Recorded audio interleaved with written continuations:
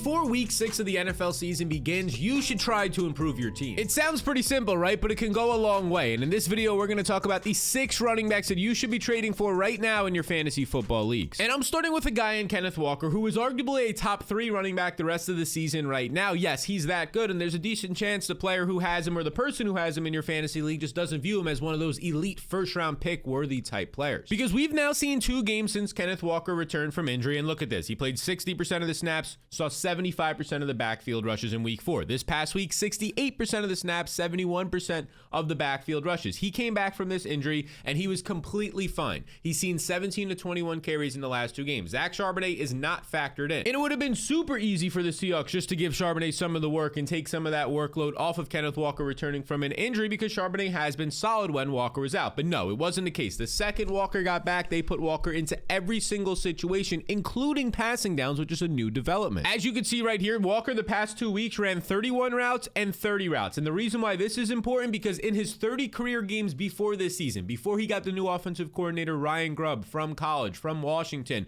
well, Walker only had 30 routes or more in 1 career game. Now he's had 2 in his last 3 games. And that type of usage is going to bail you out when your team falls behind. They ended up losing to the Giants 29-20. They fell behind late in this game in the second half, and instead of just, not getting any carries, not seeing usage like you would in the past seasons in the passing or in the receiving department, you can see right here, Kenneth Walker, just 5 carries in this game. In total, the Seahawks running backs with Charbonnet and Walker had just 7 carries in this game, but Walker was bailed out, and this is when a game flow independent back starts to come into play. Earns 8 targets, catches 7 of them for 57 yards. Those 7 catches for 57 yards won't happen every single week, but the fact that he's running more routes will lead to check down opportunities, and it has the past 2 games. And we're seeing exactly what this man I talked about earlier, Ryan Grubb, the new play caller, new offensive coordinator, was talking about this summer when he was hyping up Kenneth Walker as a pass catcher, which has really never been the case at any stage in his career. And what do you get in a game where he only sees 5 carries, in a game where the Seahawks don't run the ball, fall behind against a good defensive line in the Giants? You still get a 15-point day. Like, this starts to become the floor. You think about the Alvin Kamara types, obviously the Christian McCaffreys, these elite running backs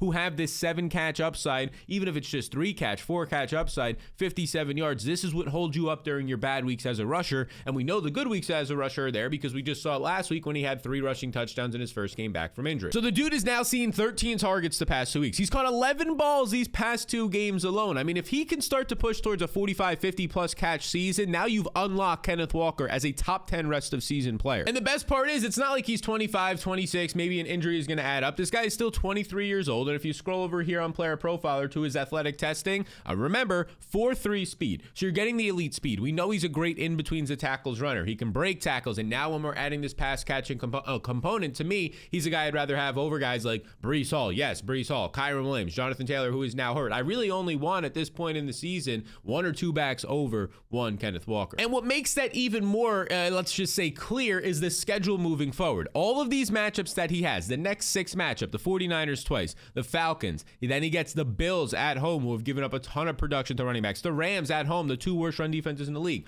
All 6 of these matchups upcoming right now are bottom half of the league run defense in terms of EPA, that's efficiency allowed per play to the running back position. The schedule for Walker is great, the usage is great, the offense is great, he's great. Go get Kenneth Walker. And I mentioned Breece Hall earlier. We're also going to talk about buying low on Breece Hall. Now, this might seem crazy because he was a first-round pick, probably a top 5 overall pick in most of your leagues, but Breece Hall fantasy managers are panicking these last couple of weeks, and rightfully so. Like, it all started just in week 2 or 3 when Braylon Allen started scoring touchdowns and started seeing 10 to 12 plus touches a game. Breece Hall fantasy managers were like, hey, this isn't what we expected. I thought I was going to get the Breece Hall only show, but at least Hall was producing during those weeks, so it kind of hid the fact that Braylon Allen was, seeing a good amount of usage. So that was the first concern. The second concern was week 4, in a tough matchup against the Broncos, where Breece Hall goes for just 10 rush attempts, 4 total yards on the ground.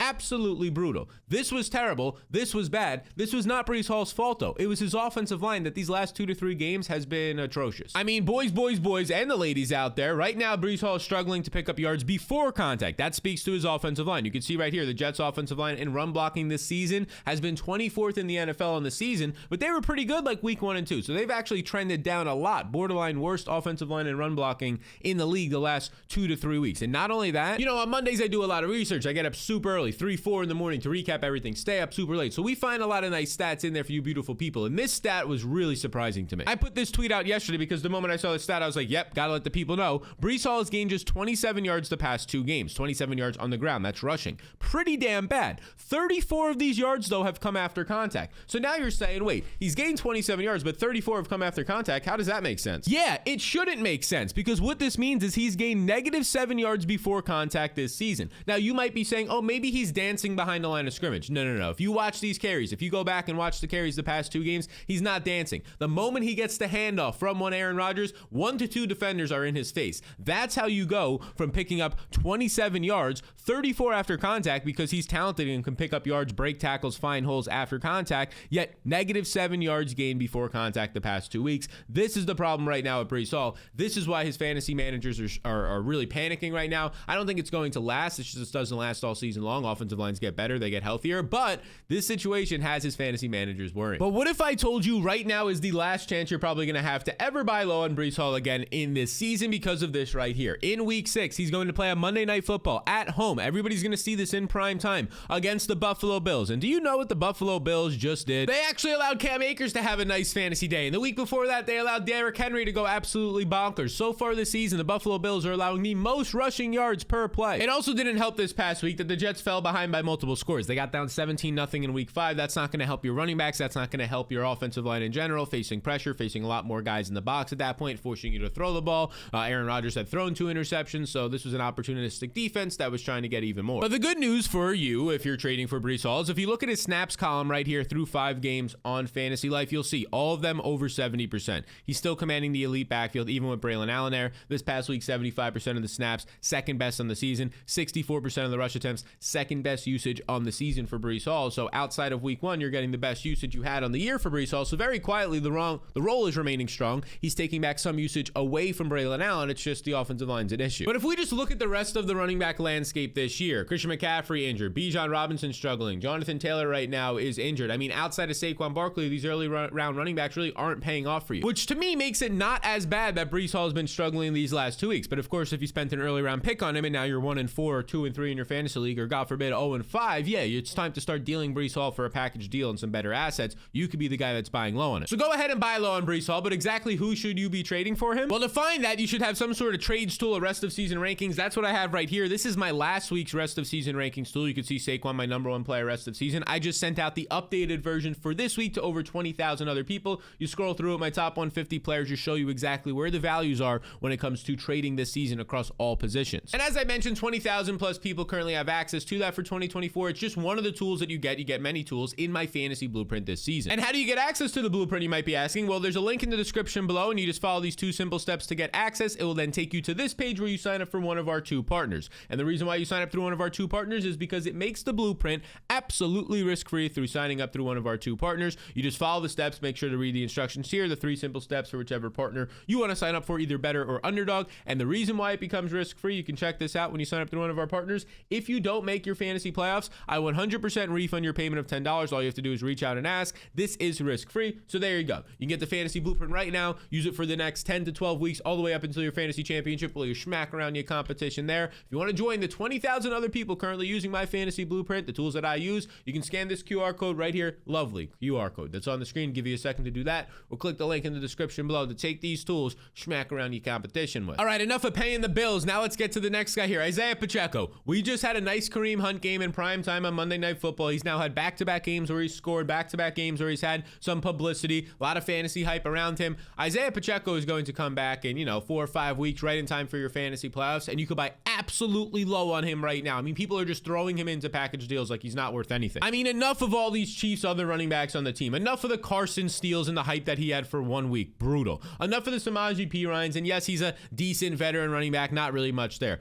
Kareem Hunt, has he looked good coming off the bench the last 2 weeks? He's been efficient, 5+ yards per touch, finding the end zone. They clearly trust him over these other guys. Is he Isaiah Pacheco? And Isaiah Pacheco is right? No, he's not anywhere near that. In Kareem Hunt's prime he was, but Kareem Hunt's no longer in his prime. Again, this is a guy who is struggling to break tackles. Is he hitting the holes that are open through the first 2 weeks? Yes, that is good. Not Isaiah Pacheco, though. And once Pacheco returns, this will be his backfield. But when will he return becomes the question. Well, according to my friend Sports MD Analysis on Twitter, his latest update on all of these guys, but you can see right here, Isaiah Pacheco, is weeks 9 through 12. So weeks 9 through 12, if you're looking at it right now, like, we're in week 6 right now. Weeks 9 through 12 is not that far away. I mean, you're talking about early November is when we can have Isaiah Pacheco back, which gives you 4, 6, 8 weeks, depending on your league type, to actually have a player on your team to get into the fantasy playoffs, through the fantasy playoffs, and into a championship. This was a guy who was a second-round pick for fantasy. And let's not forget what happened in week 1 when Pacheco saw his first and only full game of completion. 80% of the snaps, 79% of the backfield carries, actually 79% of the team carries. If you take away Patrick Mahomes and some wide receiver end-arounds like Xavier Worthy in week 1, Pacheco actually saw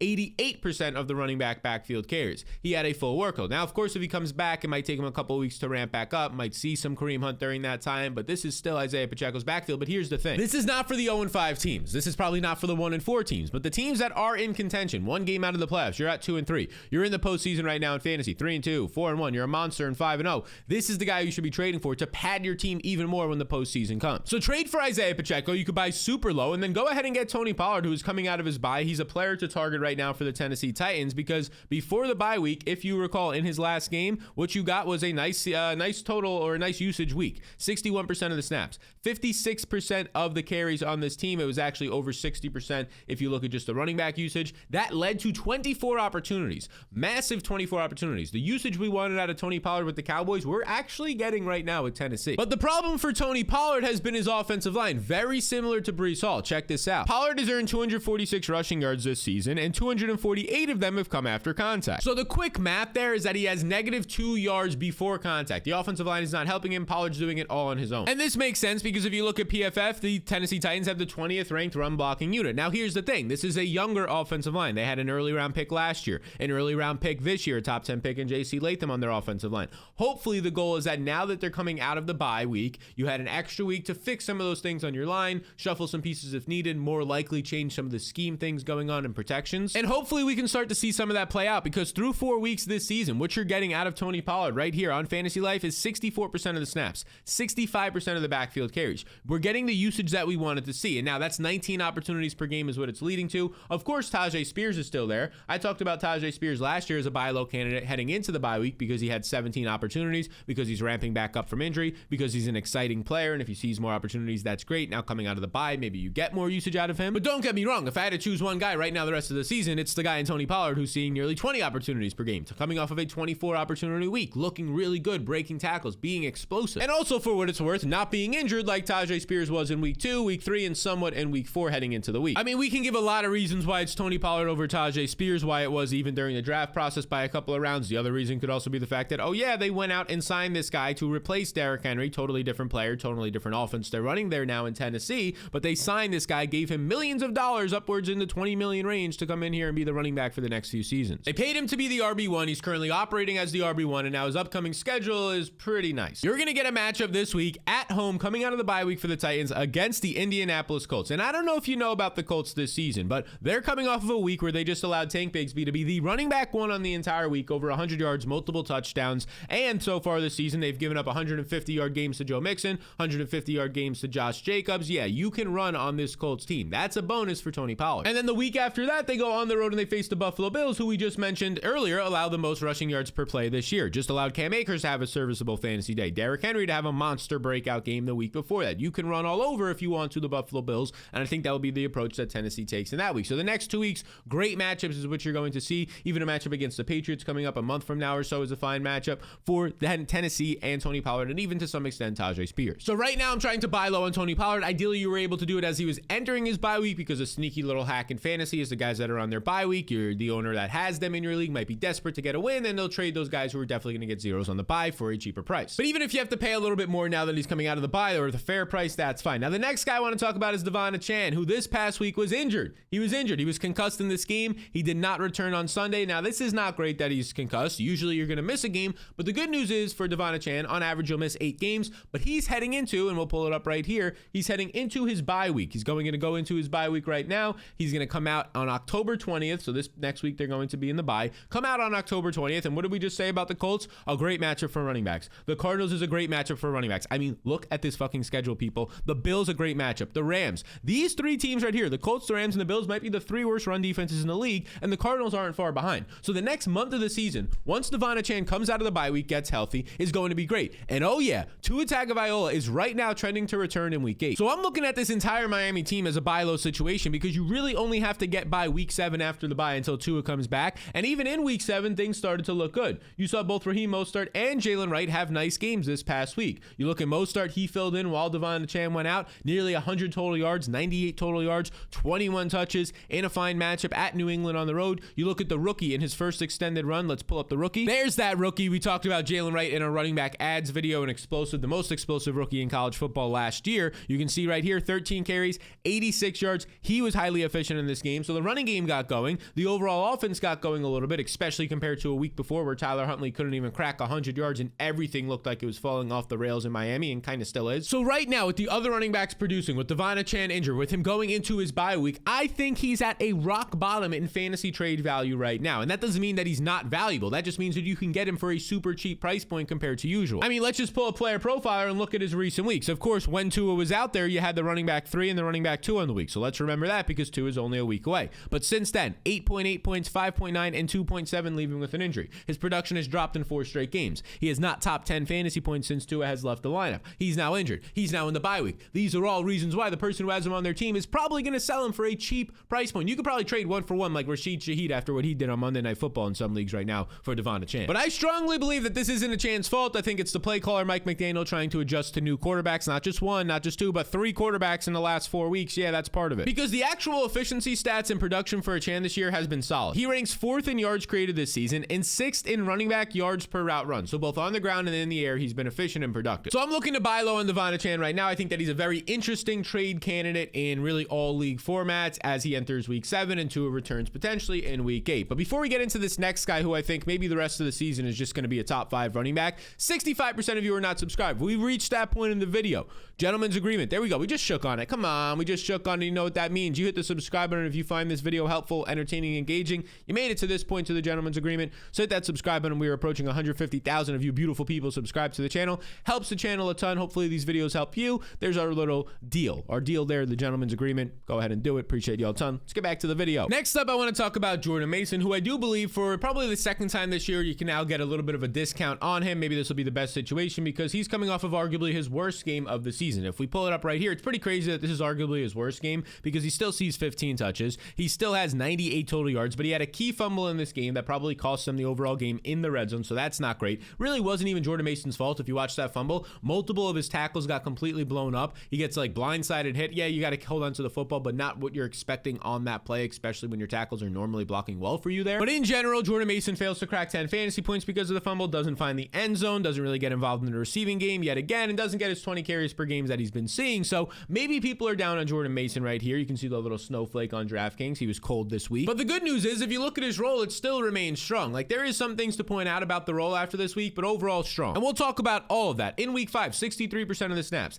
64% of the carries in this game. He ended up handling 15 of a possible 20 running back opportunities. So if we're talking about the running back carries and targets, he saw 15 of 20. That's 75%. That's basically top 3, top 5 in the NFL every single week. Now I will call out though, for the first time this season, we did see some more usage out of the rookie running back Isaac Herendo, who has been described as a raw player on this team, but he did see 9 snaps in this game. 9 snaps in this game was a season high for him, but even that is not like any threat to Jordan Mason, who is seeing, if you looked at this right here, these 63% of the snaps actually account and turn out to being, we'll pull it up, 40 snaps. So 9 snaps versus 40. Again, it's still the Jordan Mason backfield here. There's no concern. Maybe it was because of the fumble. That's why you see some more Herendo. But I think you're going to trust Jordan Mason like they have the first 5 weeks because Jordan Mason right now has been great for them, breaking tackles for them, looking great on the ground, finding holes. And I don't think the rookie Isaac Herendo has that same type of skill set. Now, the obvious elephant in the room is the fact that Christian McCaffrey is 1 week into right now his ramp-up period for this Achilles tendonitis that he has in both of his legs. Now, that does sound good and it might get some people excited, and it might get people worried about Jordan Mason's value being gone. But as my friend Deepak says right here on Twitter, SportsMD Analysis, the average ramp up will take 4 to 6 weeks. So it's only been 1 week right now for Christian McCaffrey. On average, it's going to take him at least 3 to 5 more weeks. He says he's leaning a return sometime between week 8 and week 10 with a very high re-injury rate. And even when he returns in week 8 to week 10, so let's split this difference and says he returns in week 9. That's still 6, 7, 8, 9. So 3 or 4 weeks until we get McCaffrey at best. And even then, it is a high re-injury rate, as you can see right here. And I don't think McCaffrey's going to be a full go. Even if he returns in week 9 or week 10, McCaffrey is most likely going to be in a 50-50 backfield, in my opinion, with Jordan Mason for the next 2 to 4 weeks after that, if not Jordan Mason being in a 60-40 backfield, because Christian McCaffrey is 28 years old, people. If he ends up having a re-injury to one of those Achilles, again, he's having issues in both of these Achilles right now. If even one of them gets re-injured, if even one of them gets torn, he's basically done. He would take until 29 and a half to get fully ramped back up to speed. And at that point, coming off of a torn Achilles for an older running back, your explosiveness is gone. And that's what a lot of his game is predicated on right now, or is predicated on right now, is this explosiveness out of the backfield, especially as a pass catcher in and out of your breaks. So there's a good chance that we don't see Christian McCaffrey at full strength until maybe the fantasy playoffs. I mean, we're starting to talk like week 14 or so is when he's back at full strength, getting a full workload, getting ramped up so he can go into his actual postseason, assuming the 49ers make it. Right now, not looking too good, but we'll probably get them, winning a couple games as the year goes on. So in my opinion, if you're not getting Christian McCaffrey getting a split backfield until week 9 or week 10, not getting the full backfield until like week 13, 14, 15, if that ends up happening, and again, this is not known for sure, but if that does end up happening, Jordan Mason's a top 5, at least top 10 running back the rest of the season. The dude's just being fed right now. He's seeing 21 carries per game, number 1 in the NFL. He's seeing the second most red zone touches. That's cheat code usage. He's breaking tackles and doing stuff on his own, the most broken tackles in the NFL. So you're getting a big running back in a good offense in a good offense with a good offensive coordinator who's getting red zone work and breaking tackles. Like, yeah, I'll take that for the next 1 to 2 months on my fantasy team. I'd like to buy low on, because all these reports about Christian McCaffrey have people believing like his dude's going to come back in 2 weeks or come back in 3 weeks and just immediately see you all the usage. I mean, maybe if he's an alien, he will, but I think based on the fact that they've been so slow at this right now, it's going to take some time. And that's not even factoring in that there's a high re-injury risk. If he tweaks something rehabbing, if he tweaks something in practice in 1 or 2 weeks, he's basically out another 4 to 6 weeks, easy, started all over. So these have been the running backs that you should be trading for. I believe you should be trading for right now in your fantasy leagues. When the wide receiver video is out, it'll pop up right here. But until then, you can check out some of our waiver wire videos, see who's left on your waivers this week. And I'll see you all, beautiful people. Don't forget our gentleman's agreement. I'll see you all in the next one.